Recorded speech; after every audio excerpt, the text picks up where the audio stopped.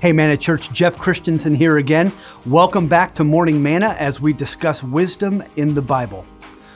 Growing up, I was definitely known as the impulsive person in my family. I would regularly follow whims and do random stupid things that occurred to me just because it felt good to do them. That kind of behavior got me in a lot of trouble as a kid, and it took me a while to get the point.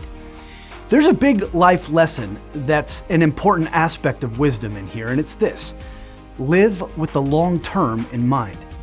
See, when I was young, I had my mind on immediate happiness, doing what felt good in the moment, and not thinking a whole lot about what it might lead to down the road. It caused me a lot of trouble, but I know I'm not alone in that. The Bible actually addresses this very issue.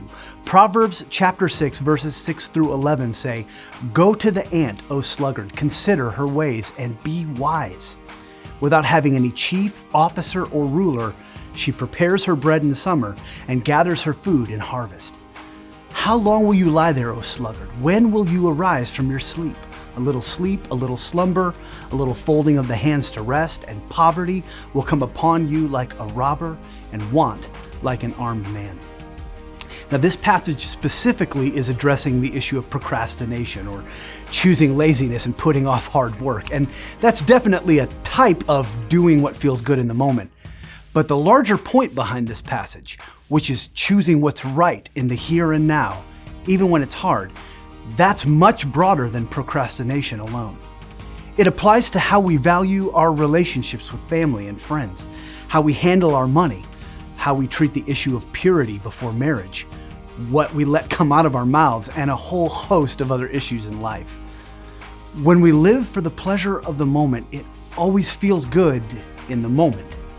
But the message of Proverbs is that quite often it comes with a really big price tag. It can bring hurt feelings, it can bring loss of reputation, financial hardship, and a lot of other regrets. Now, this doesn't mean that immediate happiness is always wrong, because it's not always wrong. But it does mean that we should not make the pleasure of the moment our highest priority. We shouldn't live for it. We need to choose wisely when to embrace it. We need to live wisely with self-restraint, and we need to keep the long term in mind.